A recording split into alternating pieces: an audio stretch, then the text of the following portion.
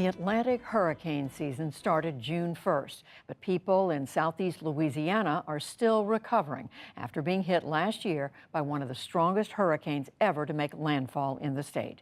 Communities correspondent Roby Chavez went back to visit the rural coastal areas where Hurricane Ida's 150-mile-per-hour winds left behind a housing crisis.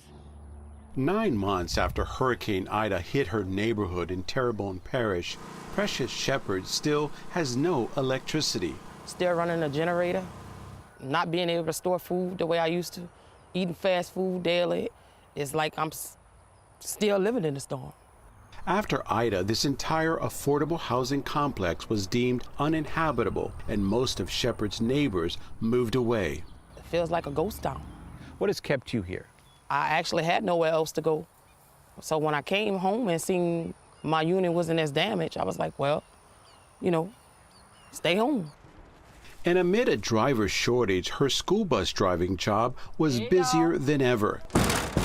But the single parent's $23,000 a year salary is hardly enough to cover the daily costs of eating out or the gas-guzzling generator.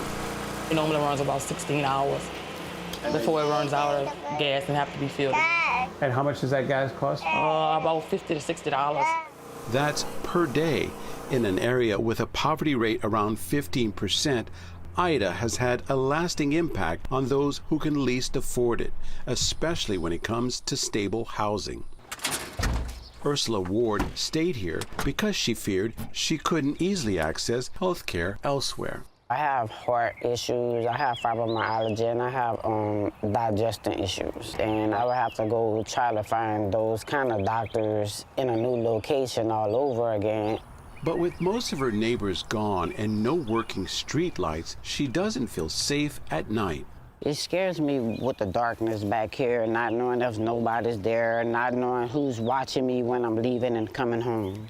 It's unsettling for Ward, who lives by herself. Do you kind of feel left alone here? I'm very alone. I cry most of the times. Like right now, I'm starting to get emotional, but I'm trying to like not cry right now, but it's just hard. It's just like kind of hard to deal with.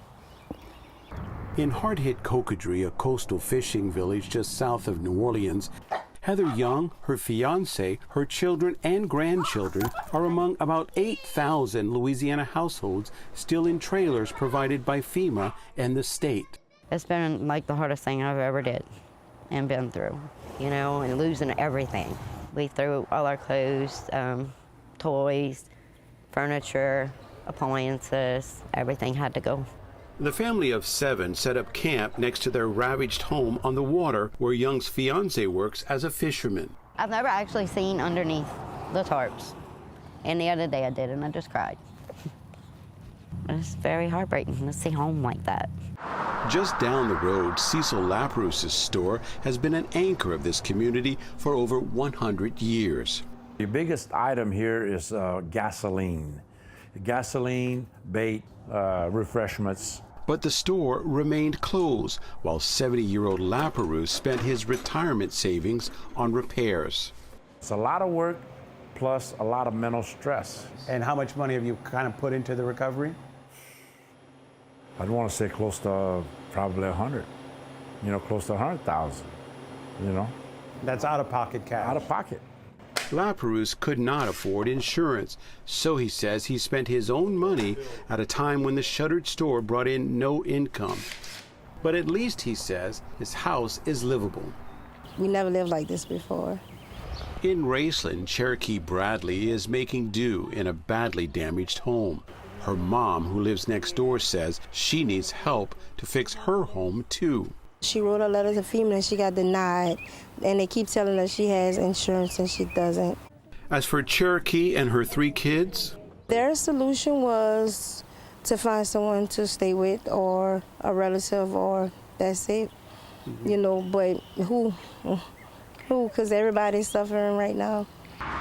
FEMA says it has paid out over $1.2 billion in recovery funds, including more than $700 million for housing assistance. But residents and advocates say it's still not reaching some of the most vulnerable. Recovery is a very long and difficult process. It takes years. FEMA Federal Coordinating Officer John Long. We can't wave a wand and put things back the way they were. There are unmet needs. There was not enough affordable housing before the disaster. And so when a hurricane comes and destroys that, it just becomes a very difficult situation. And that's part of why recovery takes so long. What do you say to your own people that said, we are struggling? It's always a struggle. And I can't tell you that we dropped any one particular ball. There are a couple of hundred people, just FEMA people, working to coordinate and make this entire mission work. Adding to the difficulty, says Lafourche Parish Administrator Mitch Ogeron, critical infrastructure still needs to be fixed. We have some pump stations that were damaged. We need to be able to pump the water when it rains.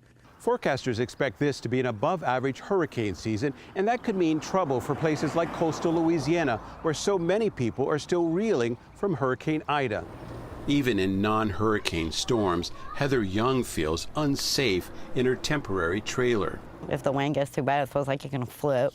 You know, So it's shaking? Yeah, it shakes. If the wind's bad, it does. So you don't even stay in there sometimes? No, we take the kids and we'll come to the car. We feel safer in there because it don't shake, and in case we'd have to leave. You could just get going. Yeah. FEMA warns nobody should ride out a hurricane in a trailer. We make a point of telling people when they move into a FEMA unit, if the parish tells you to evacuate, evacuate. With so many still in trailers, Ogeron says they'll have to evacuate almost double the number of people if a hurricane hits Lafourche Parish. And one of the things that we have to consider is how do we move those people if we have a hurricane? Certainly can't ride a hurricane out in a camper. It certainly weighs heavy. Cecil Laperouse's grandfather built his store in 1914. It's a big tradition, and you know, it's heritage. That's the big thing of what's making me go and keep going. He finally reopened on Memorial Day, but he says he simply can't take another destructive hurricane. I'm not going to try it again. I'm not going to try and redo it again, you know, because I mean, this is a lot. Not doing it. I wouldn't do it again. Commercial crabber Chad Canizero, who is still rebuilding his house, told us the same thing. The last 3 years, I've evacuated 7 times for storms, and then Ida was the worst, obviously. I'm not sure I can take another one down here, to be honest with you. With so much uncertainty remaining this hurricane season, the state plans to have extra evacuation shelters due to the high number of people still dealing with unstable housing. For the PBS NewsHour, I'm Roby Chavez in coastal Louisiana.